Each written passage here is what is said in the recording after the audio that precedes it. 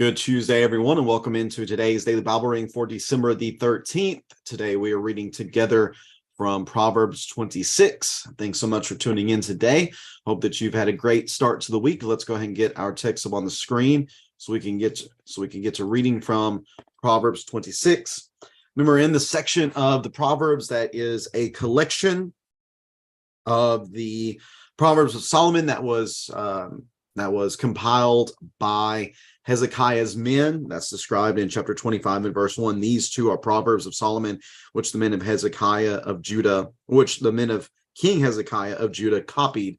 And there actually is a bit of structure to this particular section of the Proverbs. It actually flows together pretty well. The sayings of wisdom that are mentioned here are kind of grouped together in various subject matter, and I appreciate that. Makes it a little bit easier to think about from the perspective of trying to at least organize thoughts and really focus in on a particular subject or thought.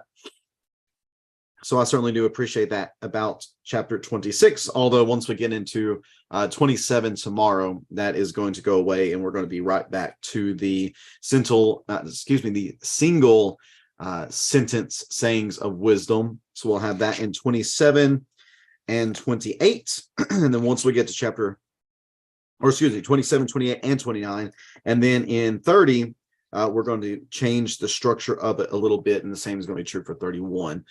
So again, in a writing that seems a little scatterbrained almost, we do have a little bit of structure. And as I mentioned, I do appreciate that a little bit. So on the docket for today is some words against the fool, against the slacker, against gossip, and against lying and deception. And then there's a couple of random things mixed in here as well.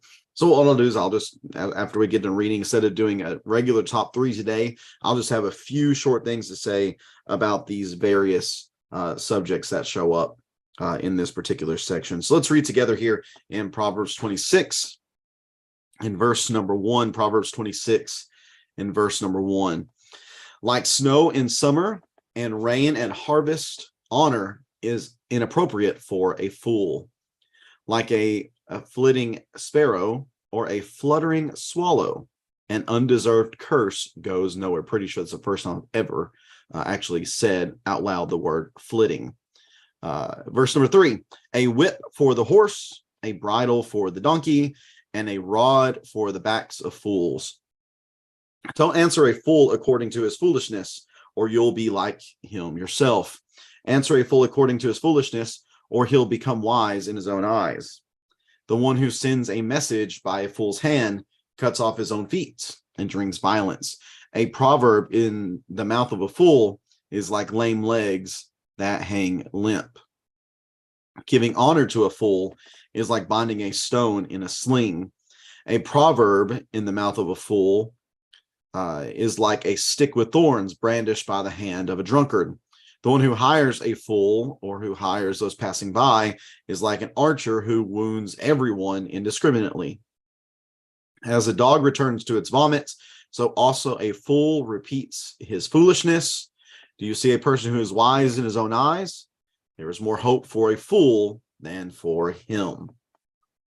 Verse 13, the slacker says, there's a lion in the road, a lion in the public square. A door turns on its hinges, and a slacker on his bed. The slacker buries his hand in the bowl. He is too weary to bring it to his mouth. In his own eyes, a slacker is wiser than 7 who can answer sensibly. Verse 17, a person who is passing by and meddles in a quarrel that's not his is like one who grabs a dog by the ears. Like a madman who throws flaming darts and deadly arrows, so is the person who deceives his neighbor and says, I was only joking.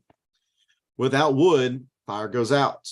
Without gossip, conflict dies down. As charcoal for embers and wood for fire, so is a quarrelsome person for kindling strife. A gossip's words are like choice food that goes down to one's innermost being. Smooth lips with an evil heart are like the gaze of an earthen vessel. A hateful person disguises himself with his speech and harbors deceit within. When he speaks graciously, don't believe him, for there are 7 detestable things in his heart. Though his hatred is concealed by deception, his evil will be revealed in the assembly. The one who digs a pit will fall into it, and whoever rolls a stone, it will come back on him. A lying tongue hates those it crushes, and a flattering mouth causes ruin. And that is Proverbs 26. All right, so thinking about this text, and again, the subject matter that flows pretty well within this particular text. Again, first in verses 1 through 12, and these are Proverbs against the fool. And really, the main idea, I think, behind dealing with fools, number one, is if you can keep from doing it, just don't deal with fools. Don't interact with them. Don't give them the time of day. Don't feed into their foolishness. Don't let them think that in their foolishness they're actually accomplishing something good and beneficial. Everything here that is mentioned is very much a negative against those who are fools. Now, the question would be, who are the fools? Well, I think the fools, most simply stated, are those who reject the wisdom of God. If God grants wisdom, and if fear of the Lord is the beginning of wisdom and knowledge and understanding, then those who are fools are those who reject it. So if you have someone in your life that it rejects the wisdom of the Lord, who seeks to lean upon their own understanding, again, do you see a person who's wise in his own eyes? There's more hope for a fool than for him. He's even worse than a fool. That's the type of person that is. If you have that in your life, just distance. The less you have to interact with that person, the better off you will be. Or if we recognize about ourselves that we are rejecting the wisdom of God, then we need to make those corrections. Again, nothing positive about the fool. And really, I think the underlying understanding here is just don't deal with them. Don't deal with the fools. Separate yourselves from them. The less you have to deal with fools, the better off you are. And the next section is verses 13 through 16, which is Proverbs against the slacker. Verse 13 is a funny text. The slacker says there's a lion in the road, a lion in the public square. That goes back to chapter 22 and verse 13, which has a similar proverb there within that particular text. I'll read it real fast. 22:13. The slacker says there's a lion outside. I'll be killed in the public square. That's simply a way for him to get out of having to go do any work. That's an excuse. There's an excuse that there's a lion and I can't go out there. I'll die. That's just a silly, foolish excuse that's mentioned here as well. And again, the idea here is the slacker doesn't get anything. The slacker does not have because the slacker will not do. The slacker does not have because the slacker will not do. Verses 17, 18, 19 are grouped together. I don't know if there's really a main idea here. I guess maybe the main idea in 17, 18, 19 is don't go out of your way to create trouble. So in 17, the person who is passing by and meddles in a quarrel that's not his is like one who grabs a dog by the ears. You do that, you're asking for trouble, but you could just avoid it altogether by not doing it at all.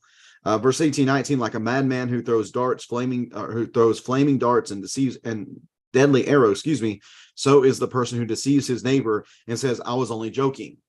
Well, there's no need to joke. There's no need to do that.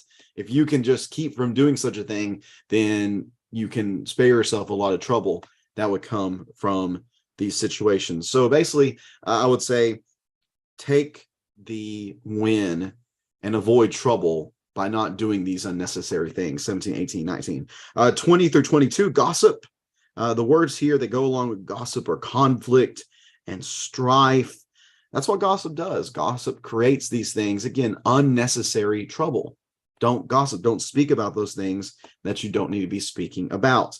And then finally, 23 through 28, lying and deception are the subject at hand. Here we have a hateful person who participates in detestable things. He's an evil person. He has a lying tongue that hates, it crushes, it brings to ruin. Again, if we participate in this type of activity, that which is centers around lies and deception, trouble is the only thing that awaits us. So we're thinking about these things that are mentioned within this section: foolishness, being lazy, trouble that's avoidable, gossips, lying and deception. Everything mentioned here is negative. Everything's negative. This is probably the most negative section within this entire writing, because most of the time, again, in these writings, they're kind of random, and there's some positive wisdom that's thrown in there from time to time. But here it is just a chapter full of warnings. The warnings to avoid these things that only lead to trouble. Avoid foolishness, avoid being lazy, avoid trouble you don't have to get into, avoid gossip, avoid lying and deception. If you avoid these things, then you can also avoid the consequences that come with them. So is that what we're doing in this life? Are we avoiding, are we striving to avoid these bad behaviors, these bad practices, these bad mentalities? Are we avoiding these things? If we are, then we're saving ourselves a lot of trouble. But if we're falling into these traps, if we're falling into these bad behaviors and bad mindsets, then we probably recognize in our lives that we're suffering in a lot of ways. We're dealing with a lot of things we just don't have to deal with. So, in the words of one of my favorite little preaching comedy videos, stop it. Just stop it. Stop doing these things, and we will save ourselves a lot of heartache and a lot of trouble. Is there anything in this text that you noticed, anything that stands out to you? If there is, please feel free to leave that in the comment section here on Facebook or YouTube. I do appreciate you tuning in today, and I do hope you have a great rest of your Tuesday. I did speak with Heather earlier, or texting with her. Everything went well with her procedure yesterday. She's hoping to be able to get out of the hospital here soon and get home to continue to recover. So thank you for your prayers on her behalf, and I hope that you'll continue those as well. Again, thanks for tuning in. Have a great Tuesday. We'll be back at it again tomorrow as we